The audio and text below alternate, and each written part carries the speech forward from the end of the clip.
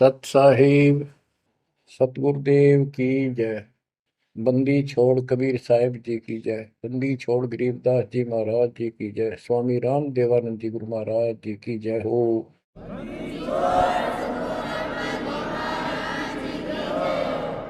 सर्व संतों की जय, सर्व भक्तों की जय, धर्मी पुरुषों की जय। श्री काशी धाम की जय, श्री सुडानी धाम की जय, श्री क्रोथा धाम की जय, श्री बरवाड़ा धाम की जय। सत साहिब। गरीब नमो नमो सत पुरुष को नमस्कार गो की नहीं। सुर नर मुनिजन साधुओं संतों सर्वस दीन। सतगुरु साहिब संत सब दंडोतम प्रणाम। आगे पीछे मत हुए तिनको कुर्बान।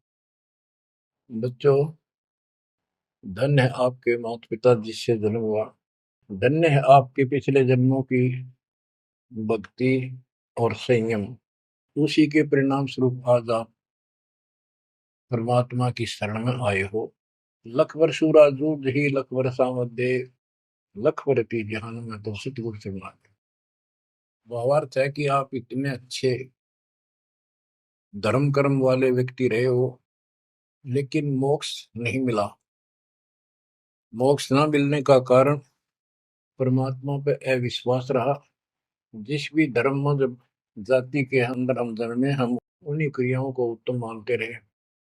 परमात्मा के ज्ञान से प्रेरित होकर कुछ दिन भक्ति जरूर की, लेकिन एक से अनेक अधिक नहीं थे हम, फिर हम रह जाते थे।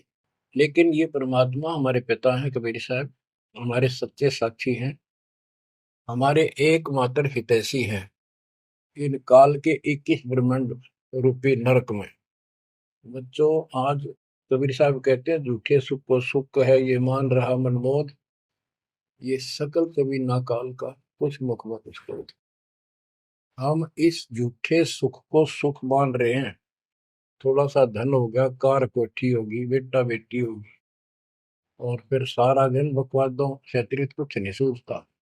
धन जोड़ लो, हेरा फेरी कर लो, और अधिक पैसा हो जाता है, राजनीति में आ जाओ, यानी मई माँ की भूख बनी रहती है। और ये हमारे जन्म मरण का मुख्य कारण है। जैसे आप धर्मदास जी के प्रसंग में सुन रहे हो, कितनी तड़प थी, कितना धन था, लेकिन कुछ भी बन ले, राजा बन ले, महाराजा बन ले, सेठ बन ले, और कहे गरीब निर्धन बन।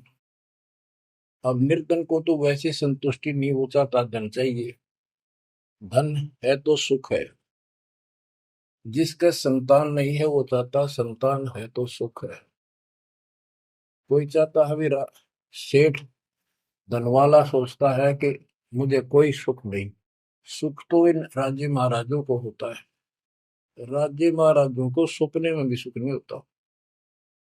बच्चों, यह बात जिस दिन आपके हृदय में बैठ जाएगी कि ये सुख है ही नहीं, रात को भी नींद नहीं आती इन राजाओं को, नेताओं को। लेकिन कुछ दिन कमांड चलती है इनकी, इसी में फूले रहते हैं। फिर ये भी सोचते हैं कि स्वर्ग में सुख होगा। स्वर्ग के राजा इंद्र, वो भी महादुखी, 24 घंटे टेंशन रहती है, कोई तप करता है और तेरे इस राज ने छीन ना ले। स्वर्ग का राजा नीचे यज्ञ करके या तप करके बनता है, और उसमें एक शर्त होती है कि तेरे शासन के दौरान, तेरे शासन काल में यदि कोई पृथ्वी पर ऐसा तप कर लेगा जो खंड ना हो, कुछ समय निर्धारित है, और 100 अश्वमेघ यज्ञ निर्बाध कर गया, तो तेरी पदवी को छीन लिया जाएगा, उसको ये पद दिया जाएगा। तो बच्चों, उस राज को बनाए रखने के लिए इंद्र कति हद भी पार कर देता है, अति कर देता है। इज्जत बेइज्जती का सवाल भी नहीं रहता। एक प्रसंग आता है, मार्कंडे गोसाई तपस्या कर रहे थे बंगाल की खाड़ी में। इंद्र को पता चला कि एक साधक मार्कंडे बहुत जबरदस्त तप कर रहा है, और कुछ दिनों में उसका तप संपूर्ण होने वाला है। और तेरी गद्दी जाएगी।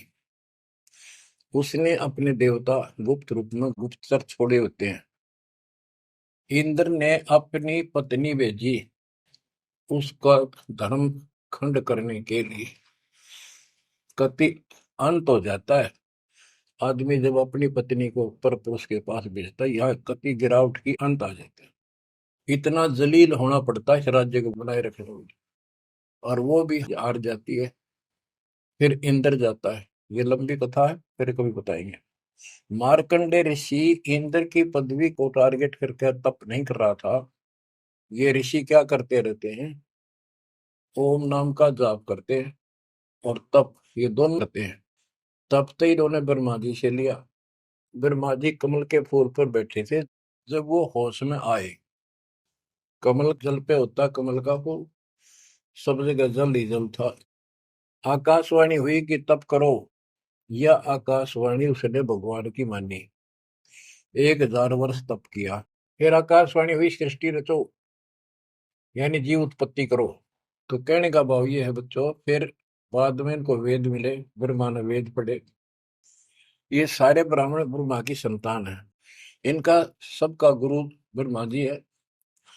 ब्रह्मा जी ने इनको बताया ओम नाम का जाप वेद में लिखा है। बच्चों, ब्रह्मा जी ने वेदों को पढ़ा।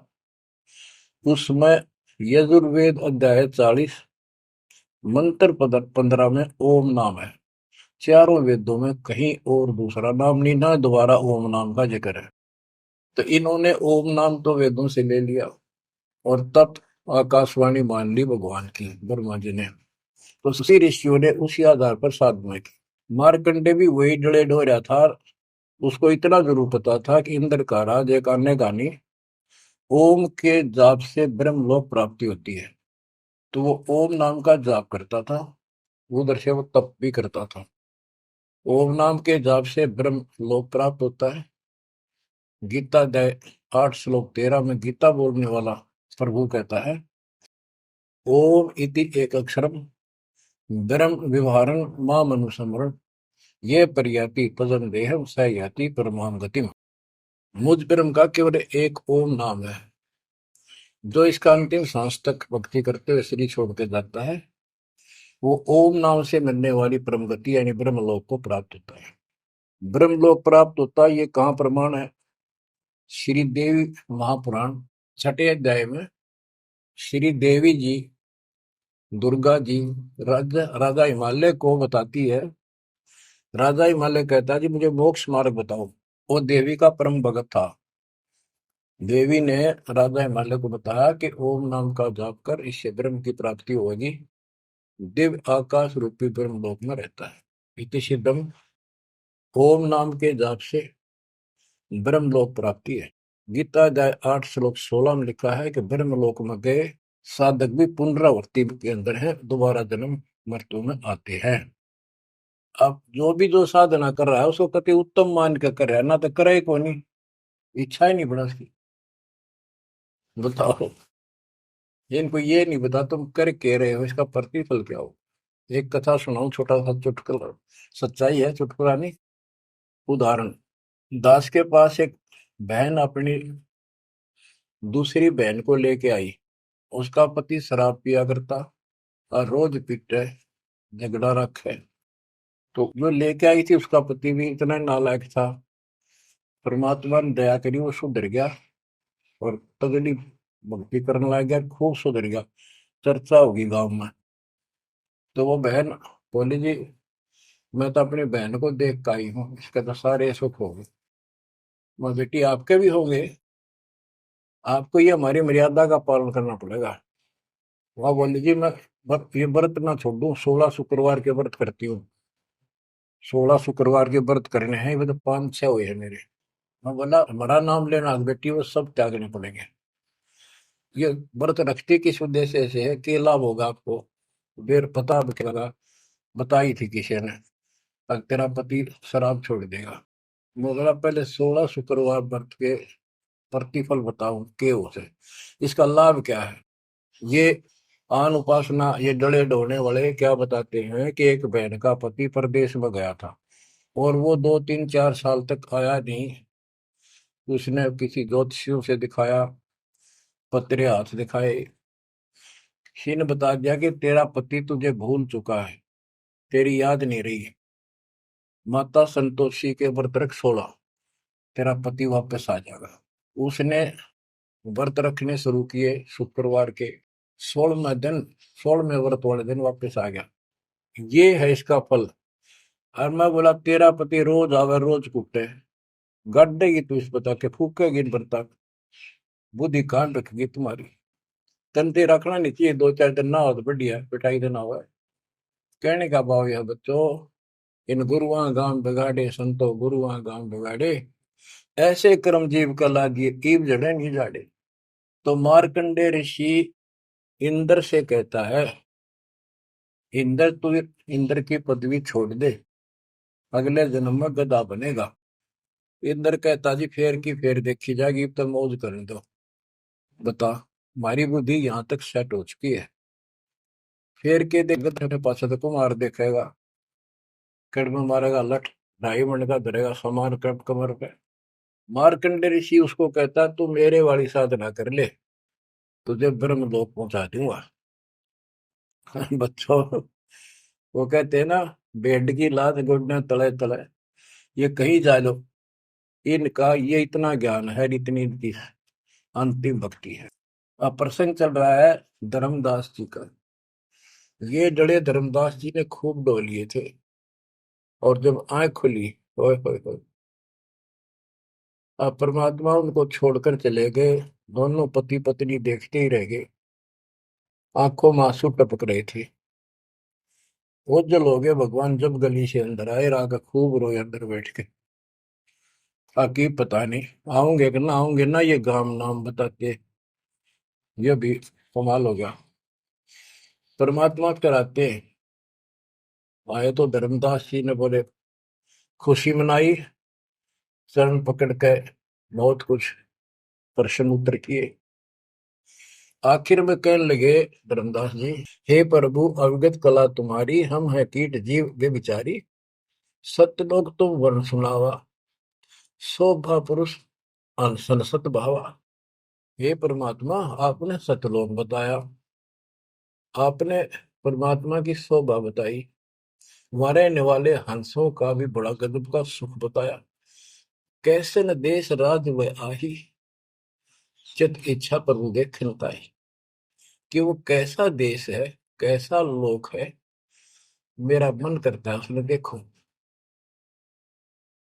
परमात्मा बोले धर्मदास ये निर्घनी काया, निर्घनी ये बेकार, इसमें डंगा भरा पड़ा, काम क्रोध लोभ विष्टा थूक ब्लड टट्टी पेशाब, इसमें कैसे दर्शन हो उस भगवान के। मैं जो बताता हूं तू ऐसे भक्ति शुरू कर दे, और जब शरीर छोड़ के जाएगा तो आपको परमात्मा के दर्शन हो जाएंगे। वैसे तो लोग भी देखिए वहां सारे अपने बहन भाइयों में खुशी करे ना।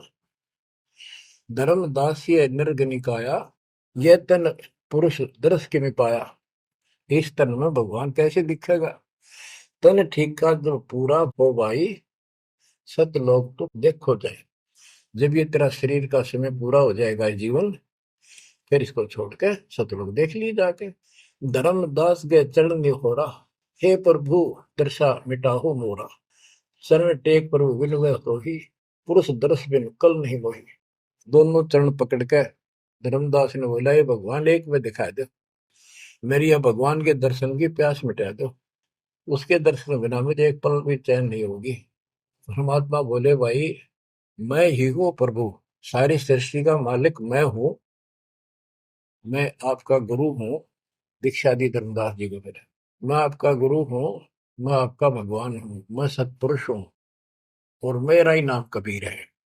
लेकिन उसके आवाज समझ में नहीं आई, और बार बार यही कहने लगा भगवान के दर्शन करा दे, भगवान के दर्शन करा दो। जब मेरी आत्मा मानने गई, बच्चों विचार करो, पहले हम किसी की भी भक्ति शुरू कर दी, राम की, कृष्ण की, शंकर भगवान की, विष्णु भगवान की, किसी की भी, और सब स्वर्ग बताया करते। कदे मैं का अगला स्वर्ग दिखाओ, हमने जब मानूंगा। पर जब ठीक ठिकाना आता है, ये मन अड़ियल घोड़े की तरह अड़का खड़ा हो जाता है। इसने केवल बकवाद करवानी, अच्छे राह पर लगते समय सौ बाधा पैदा करता है। ये मन अड़ रहा था। गुप्त भय प्रभु अविगत ताता, धर्मदास मुख आवन बाता। जब इतनी जिद करी परमात्मा अंतर ध्यान हो गया और धर्मदास मुंह खोले रह गया, ना हाँ करे ना बोले, या के बनी क्या कहने लगा, मैं मतिहीन कुमती मोह लागा, मोह सम कौन है जग में भागा, मैं मूर्ख प्रतीत न कीना, अस साहिब के मैं नहीं चीने। अब कौन विधि दर्शन पाऊं, दर्शन बिना मैं प्राण गवाऊं, चरणोदक बिन करुण अग्रासा, तदो शरीर कह धर्मदासा। अब क्या कहता है, मैं बड़ा निकम्मा, मैं दुष्ट आत्मा, मतिहीन, कितना मुंह ला लिया भगवान ने मेरे को, और देख मैं कितनी इज्जत कर गया, मेरे जैसा निर्भाग धरती पर नहीं। मैं मूर्ख, मैंने भगवान पर विश्वास नहीं किया, फिर वो बुरी तरह। इस मन की यह गंदी आदत है। अब कौन विधि दर्शन पाऊं, दर्शन बिना मैं प्राण गवाऊं, चरणों तक बिन करो न ग्रासा। जब लगूं के चरण धोकर नहीं पी लूंगा मैं, अन्न नहीं खाऊं, तदो शरीर कह धर्मदास, नहीं तो मरूंगा। दिवस सात लग अन्न न खावा, भजन अखंड नाम लो लावा। जो नाम दिया था उसमें डट कर भक्ति करता रहा, ना कुछ खाया ना पिया। सातवें दिन पर वो प्रगट दिखाए, धर्मदास पद गए उपलाए। सातवें दिन परमात्मा आए, धर्मदास ने पैर तड़फते हुए पड़े पड़े ने पैर पकड़ लिए, दृढ़ श्वासा निपट अधीरा, पड़े चरणन में अक्षीण शरीरा। शरीर बहुत कमजोर हो गया था, धरती में पड़े पड़े ने सर्क के वाले के चरण पकड़ लिए। कर गए साहेब तही उठावा, शीश हाथ दे अंक मिला। परमात्मा ने उसके अपने हाथ का सहारा देकर उसको खड़ा किया और फिर अपने सीने से लगाया। धर्मदास चरणोदक लीना, चरण पखार आचमन कीना। धर्मदास ने फिर उठ के जल लाया, परमात्मा के चरण धो के पिए। परमात्मा बोले, हे धर्मदास, प्रसाद कुछ पाओ, कुछ खा लो। कर प्रसाद तो मुंह पे आओ, मेरे पास आओ फिर तो, और फिर मैं तुझे सारा ज्ञान बताऊंगा। तो धर्मदास ने जल्दी जल्दी कुछ खाया। उसका ये टेंशन थी कि चले ना जा। थोड़ा बहुत खाया, पानी पीकर पटदे से आगे बैठ गया। धर्मदास का शरनाई सुन प्रभु अगर अपार, 7 दिवस कहाँ रहे, कौन देश पगडार। तो परमात्मा से पूछने लगा, है भगवान आप कहाँ रहे, कैसे कैसे रहे, कहाँ गए। फिर उसी बात पर आकर गया, हे प्रभु चिंता गण करो मोरा, पुरुष दर्श देव करो निहोरा। हे प्रभु चिंता गण गौ मोरा, पुरुष दर्श दिखाओ करूं निहोरा। मैं हाथ जोड़ूं, आपके निहोरे निकालूं, मुझे भगवान के दर्शन दिखा दे। परमात्मा कहते धर्मदास ये हट का कर हूं, मानो शब्द शीश पर धर हूं। मैं तो कहूँ वो मान ले तू। हमरे गहे पुरुष पे जय है, बिना गहे वो हजार न पे। अब मेरे नाम को तो ठीक से जप, मैं मिल गया गुरु के बिना उस भगवान की प्राप्ति नहीं हो सकती। हमसो पुरुष ऐसा आही, जल तरंग जल अंतर नाही।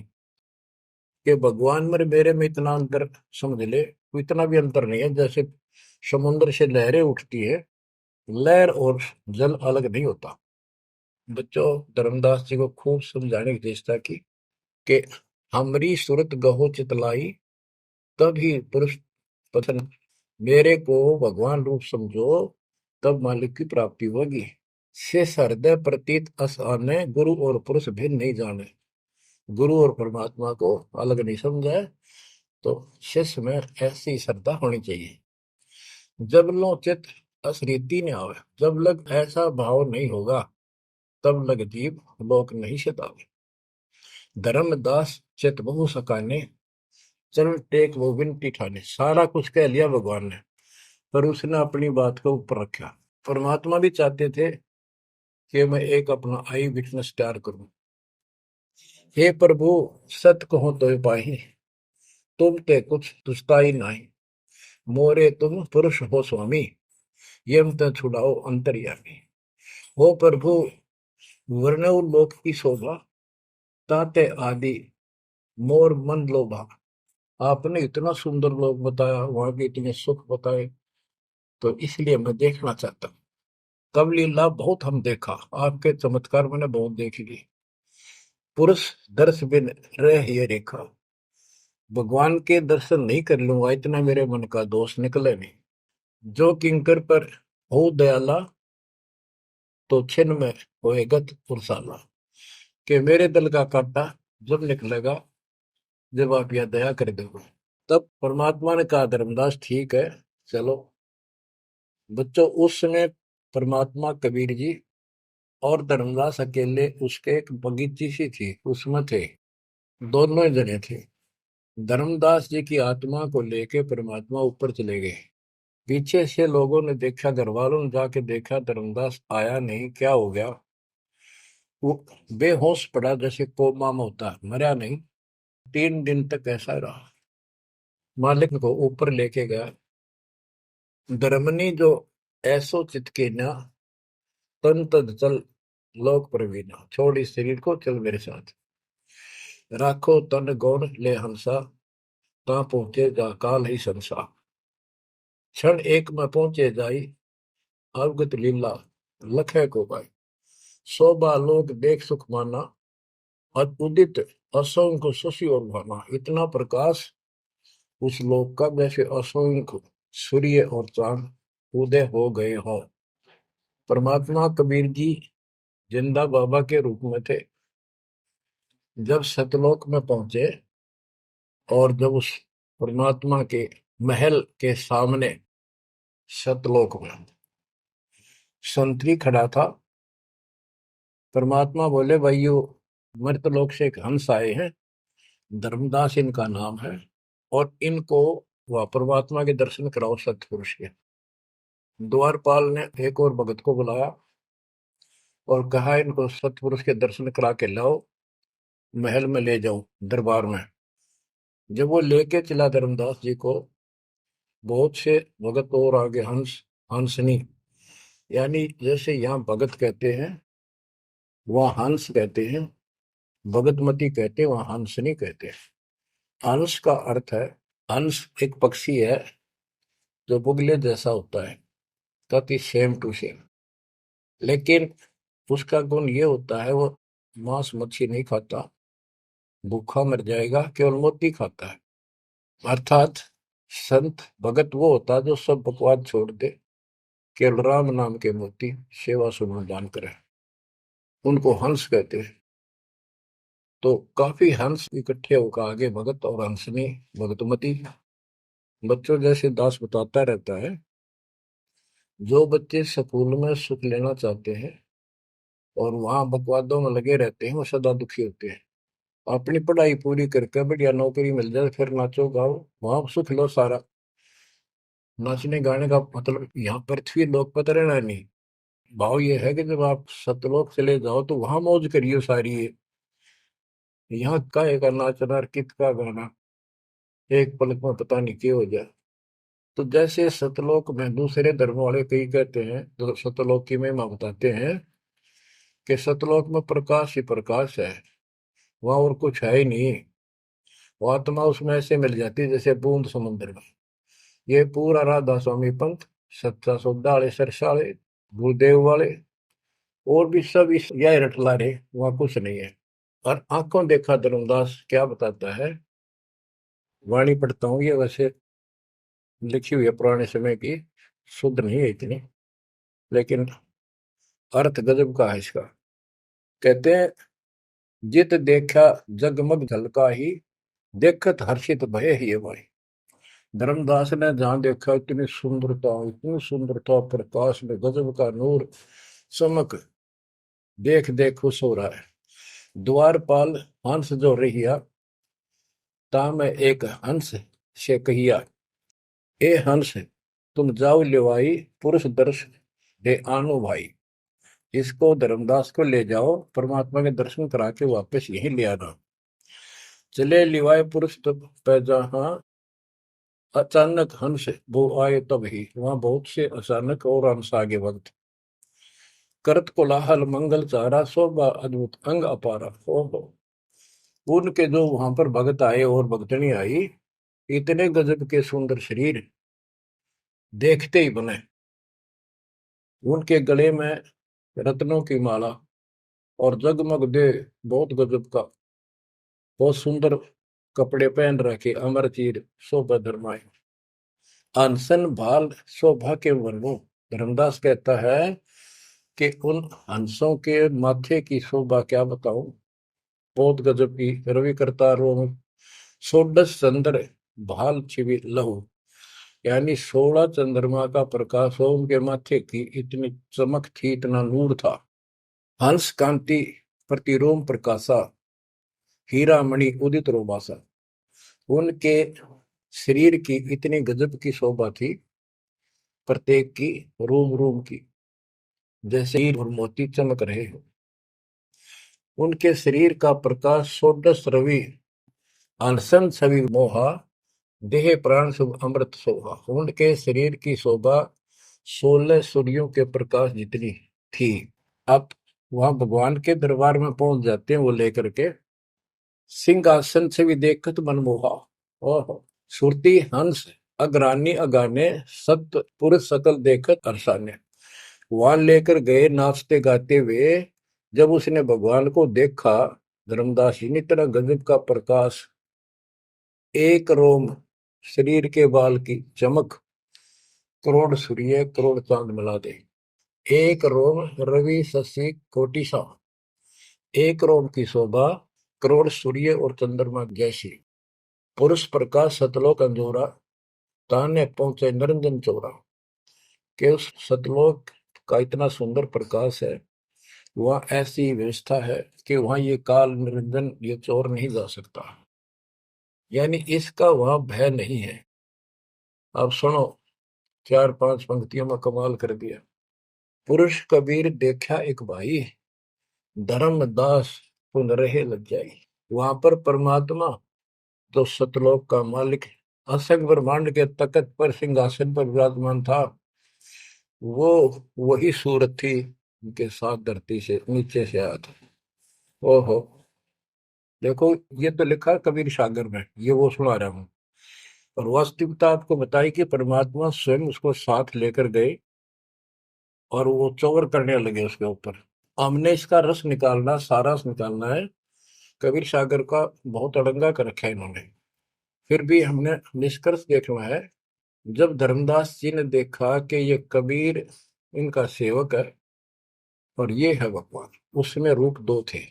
जब परमात्मा खड़े हुए और जिंदा बाबा वाला रूप उस तख्त पर विराजमान हुआ, बच्चों जिसको धर्मदास भगवान मान रहा था, वो खड़े हुए सतपुरुष, और परमात्मा जिंदा बाबा वाले वेश सिंहासन पर विराजमान हो गए, और वो चवर लेकर खुद परमात्मा उस कबीर जिंदा बाबा पर करने लगे। धर्मदास का आश्चर्य का ठिकाना नहीं कि अभी भगवान यो है कि ये है। इतने में वो जिंदा बाबा में समा गए, जिसको वो सतपुरुष दिखाई दे रहे थे। और वो शोभा जो कि तू जिंदा बाबा वाले शरीर की होगी।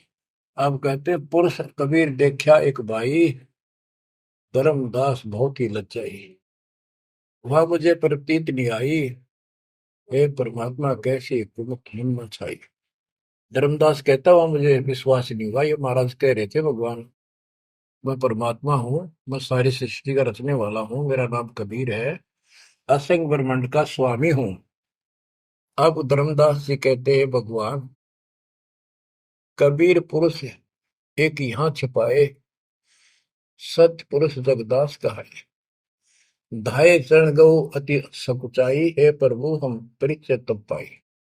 हे परमात्मा, अब आपको मैंने पहचान लिया।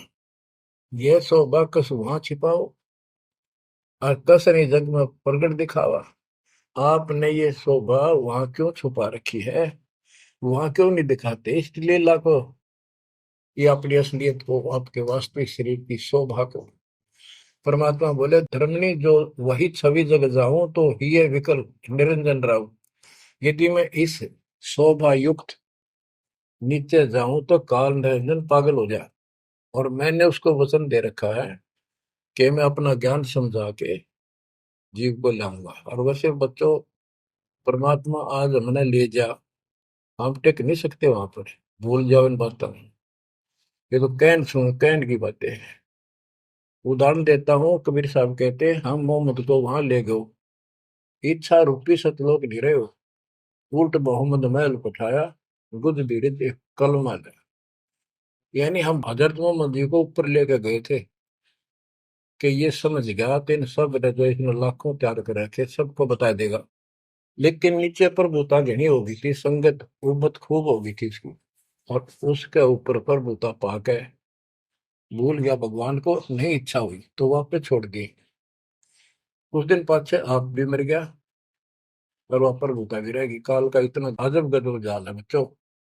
तो धर्मदास जी से बोले कि आप नीचे जाओ। धर्मदास जी बोले भगवान ये वहां ना बेचो, यही रख लो मेरे दाता, और इस नरक में मत भेजो। अब मैं नहीं जाऊं दाता वहां पर। परमात्मा बोले भी ऐसे नहीं बात सुनेगी, वहां तुम जा, चिंता ना कर, मैं तेरे साथ रहूंगा और सत भक्ति दूंगा, उससे आपकी भक्ति गजब की बन जाएगी। और भक्ति युक्त होकर यहाँ आएगा, वैसे से यहाँ ठिकाना नहीं मिलेगा तेरे। और दूसरी बात है कि तूने सब कुछ देखा है, नीचे औरों को बता, तेरे भाई बहनों को विश्वास होगा। धर्मदास कहता है मोहे राख लियो महाराज, हमसे बिगड़ी है मोहे राख लियो महाराज, हमसे बिगड़ी है। बिगड़ी है महाराज हमसे, बिगड़ी है महाराज हमसे, बिगड़ी है तुम्हें नांगा लो महाराज, काल की नगरी है तुम्हें ना भेजो महाराज, काल की नगरी है। रोबरी तरह जैसे किसी ने आग में धकाया करे जबरदस्ती मर तो नौकर राख लो महाराज, हम गंदे इंसान से। अब पता चला वो सारे भक्तों ने बताया तुमने ऐसी गलती करी थी भाई, इसलिए दुख पा रही कि हमने खुद बिगाड़ी अपनी किस्मत। तुम रख लो दाता, ना वे जो मेरे मालिक पैर पकड़े रोवे। परमात्मा बोले भाई ऐसा ना कर, वापस चल और वहां पर मैं तेरे साथ रहूंगा, भक्ति कर, कोई दिक्कत नहीं आने दूंगा मैं तेरे को, चिंता ना करी, तेरे पीछे पीछे न फिरूंगा मैं। और ये सारे ठाठ मैंने दे रखे थे तेरे को वहां पर, ना काल तो सारा कचू मन निकाल दे एक मिनट में। धर्मदास को फिर हौसला हुआ और तीसरे दिन शरीर में वापस आया। आसपास सारे रिश्तेदार भी आ गए 3 दिन में। सारा गांव क्यों सेठ था, पैसे वाला था, लोग सुगरदे बैठे, ना मरता ना जिंदा, इसका क्या हाल हो गया। परमात्मा ने बताया मैं काशी में हूँ, एक जुल्हे का काम करता हूँ, मेरा नाम कबीर है, मेरा गुरु रामानंद जी है, स्वामी रामानंद, जो वहां के प्रसिद्ध संत हुआ करते थे। धर्मदास जी सचेत हुए, उठे तो देखा चारों तरफ हाहाकार में, चारों जिंदा हो गए तो एकदम खुशी की लहर आ गई। आमने भी रोए तो वो कहने लगा क्या हो गया तुमको। तो बोले आप तो मर गए थे, ना मरो थे ना जियो थे, अचेत पड़े थे, बेहोश थे, हमको टेंशन हो गई थी कि मरेंगे। तब उसको विश्वास आया, नहीं तो स्वप्न मानना वो, ये मन इतना दुष्ट है, इतना उल्टा चल रहा है, जब ठीक ठिकाने की तरफ चलता है जीव, परमात्मा कसर नहीं छोड़ते, ये उसका बाप है। तो तब धर्मदास को विश्वास हुआ रे तेरे की, सचमुच में तो सचखंड गया, सतलोक गया था। फिर उनको बताने लग गया सारी, मैं वहां गया था, सतंदा बाबा भगवान है, खुद है, सारी सृष्टि के रचने वाले हैं, ब्रह्मा विष्णु महेश, तब के सामने कुछ भी नहीं है। वो रिश्तेदार आए थे तो चले गए, पागल हो गया, भांडन दे, जिंदा हो गया शुक्र है। लेकिन जिसका लागे वो तंदर धर्मदास काशी पहुंचे और देखे दुल्हे के रूप में बैठे वह सूरत ज्यों की त्यों चरणों में पड़ गए। आसपास के कॉलोनी के लोग आगे बुलाए, बताओ पूछे कौन है ये? धर्म सेठ है, ऐसे ऐसे काशी का प्रसिद्ध सेठ है, नवा का बांधवगढ़ का। और सब नौके देख किसी पागल हो रहे लोग इस नीरू के पुत्र को भगवान मानते हैं, इनकी अकल पर पत्थर पड़ी। यानी जुलाहे भी ये बात बोले, जो देखा वो यही कहे। धर्मदास जी ने चरण पकड़ कर छोड़े नहीं, परमात्मा गलती बहुत होगी, हे दयालु माफ करो। जब परमेश्वर ने उसको कहा, बच्चा तेरा दोष नहीं, इस काल ने सबकी बुद्धि फेर रखी, और जो भी ये सारा संसार आपको दिखाई देता है ये कुछ भी नहीं है। एक सेकंड में मृत्यु हो जाती है इंसान की, और फिर कुत्ते गधे बनाकर छोड़ देता है। इसने तो सच्ची भक्ति करने नहीं देनी, या सच्ची भक्ति या जैसी भी आस्था मैं ही जीवों की बनाए रखे हुए हूँ। उस टाइम तो धर्मदास जी सारी मान्यता कोई बात ही नहीं रही। अब परमात्मा बोले, धर्मदास आप अपने घर जाओ, और बच्चा मैं वही आऊंगा तुम्हारे पास। धर्मदास बोला, जी आइयो, मेरा बेटे ने भी समझाइयो, और आमनी ने भी सतनाम दियो, बेटा भाई मैं आऊंगा पक्का। धर्मदास चले गए, परमात्मा वहां आमनी को नाम दिया। और धर्मदास जी बोले, जी मेरा एक पुत्र है नारायण दास, उसको भी समझाओ। धर्मदास जी ने नारायण दास बुलाया कि आजा भाई, गुरु जी आई, भगवान आ रहे हैं। बैठ गया।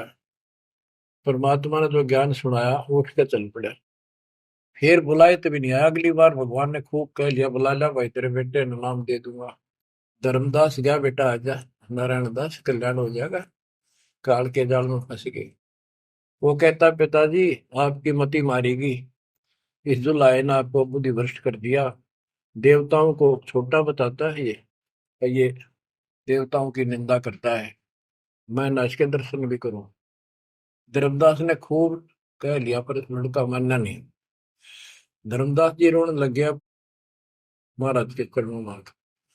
दाता एक का पुत्र मेरा हरियुकाल के मुंह में जागा, दया करो दाता, इसको शरण में ले लो दाता। हे भगवान मैं बहुत दुखी हूँ।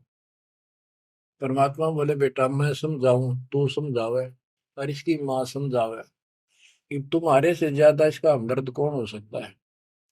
जब ये आपकी नहीं मानता तो भाई इसको छोड़ दो। ये महाराज इन्हों के छेड़ा जा है, ये महाराज समझाओ इसने। परमात्मा बोले, भाई यो काल का दूत भेज रखा तेरे घर पे, तेरे कति चौगर ते तो बांध रखा तू, या बात मान ले मेरी। अब काल का दूत का धर्मदास का दुख हुआ इस बात का। आए इकलौते पुत्र ने गुरु जी काल का दूत क्यों बता रहे हैं। परमात्मा बोले कि तेरा बेटा कहाँ पर है, उसको एक बार ले आया यहाँ पर। धर्मदास बोले, बेटा चल तो कुछ ना सुनिए, बैठ जाओ बस। वो आ गया। परमात्मा ने उसकी तरफ ऐसे आशीर्वाद वाला हाथ किया, और धर्मदास से बोला, देख ये है तेरी बॉडी के अंदर, इस शरीर के अंदर यू काल बैठा। उसका शकल देखी उसने छोरे के अंदर से, वो वास्तविकता थी उसको काल के दूत की। ओछा माता, लंबे दूत, विकराल शरीर। परमात्मा बोले, यू बैठा इसके अंदर, यू काल का दूत है, ये कभी भी नाम नहीं लेगा, ना तेरे साथ चलेगा। जब धर्मदास बोला, नारायण दास है, जा बेटा जा, जा कर ले काम, कर ले काम। चरण में पड़ गया, भगवान मेरा तो बीज नष्ट हो गया, हे भगवान मेरा तो वंश ऊपर चलेगा, बताइए काल पैदा करे हो गया मेरा तो। परमात्मा बोले, वंश ने के चाटेगा, तू पीछा छुटवा ले यहाँ से बेटा, क्या करेगा इस वंश का। ये तो काल खाई खुराक का पहल पोशाक का यम का बकरा पड़ता है, लेकिन हमारे तो रंग चढ़ रहा है। लोग के कहेंगे, फलाना के कहेगा, संतान ना हुई तेरी संपत्ति ने कौन लगा, कई बीमारी बाढ़ रखी है, कई रोग ला रखे है काल। परमात्मा बोले, ठीक है, तेरे को मैं अपना बच्चा अपना हंस भेजूंगा, और आज से 1 साल के बाद तेरे घर में पुत्र उत्पन्न होगा, उसका नाम चूड़ामणि रखना। उस समय बताते हैं धर्मदास की उम्र 80 साल की हो चुकी थी और आमनी देव भी वरदौलिये थे। ये धर्मदास के अब विश्वास हो गया ये मालिक हे परमात्मा, इस उम्र में कौन कैसे बच्चे होंगे हमारे, हम तो कति व्यर्थ हो चुके हैं। तब दाता ने कहा, देख उधर देख, तेरे आंगन में एक छोटा सा बच्चा ऊपर से आया, आंगन में हाथ पैर मारे नो, एक पत्ते के ऊपर लेट गया आके, साथा आया वो पत्ता से, ये तेरे घर में 1 साल के बाद आ जाएगा। इतने वो अंतर्धान हो गया। कुछ विश्वास कुछ अविश्वास, परमात्मा की दया हुई। आमनी को गर्भ रहा, 9वें महीने 10वें दिन बच्चा हो गया, नाम चूड़ामणि रखा। पर तू कुल की चिंता करता था, तेरा 42 पीढ़ी तक तेरा वंश चलेगा, चिंता ना कर। जब उसका दिल लट्टा, बच्चों गजब की बात है, तो मैं धीरे धीरे इसको पूरी सुन ले हुए कथा को, आपके बहुत से अंधेरे हट जाएंगे। अब परमात्मा ने चूड़ामणि शाना हुआ, उसको दीक्षा दी, उसी को धर्मदास जी को भी गुरु पद दे दिया था। पर बोला तो किसी ने मंत्र ना दिया, सारा सार नाम तक दे दिया उसको, और कसम खवा दी कि ये नाम किसी को नहीं बताएगा। जब धर्मदास टिकमक देखे तो उसके लड़के को गुरु पद दे दिया चूड़ामणि को। केवल 5 नाम, ये 7 में से 5 बीच बीच के दिए, और बेटा इसी को तू आगे देता रहना, तेरे गुरु पद दे दिया। परमात्मा की कोशिश थी ये मंत्र करते रहेंगे, इनको मनुष्य जीवन मिलते रहेंगे, भगवान की आस्था इनमें बनी रहेगी, कुछ लाभ होते रहेंगे, और इस बिचली पीढ़ी तक जाना था उनको। लेकिन धर्मदास को बता दिया था कि काल मेरे नाम से 12 पंथ चलाएगा, जो सारे गलत साधना करवाएगा, और तेरे वंशज तेरे परिवार वाले 6ठी पीढ़ी में जाके ये असली नाम भी छोड़ देंगे। एक टकसारी पंथ होगा, उसकी साधना शुरू कर देंगे, जो एक आने की नहीं होगी। जो इब सारे धर्मदास वाले दामा खेड़ा वाली गद्दी में वो टकसारी वाले की साधना चल रही है, वो 5 नाम भी गए। फिर धर्मदास रोने लग गया, ये मालिक इनका उद्धार कैसे होगा। तो बोले, मैंने कुल दिया तेरा 42 वंश, तेरे उद्धार उसका होगा जो मैं भेजूंगा, एक संत भगत अपना दास, उससे तेरे पीढ़ी वाले नाम लेंगे या सारा संसार लेगा, सबकी मुक्ति हो जाएगी। बच्चों, परमात्मा की असीम रजा है, आप ये सत्यनारायण कथा सुन रहे हो और सुनते रहो। मुश्किल से ये अमर कथा मिली है सुनने को। मालिक आपको मोक्ष दे, सदा सुखी रखे। सत साई।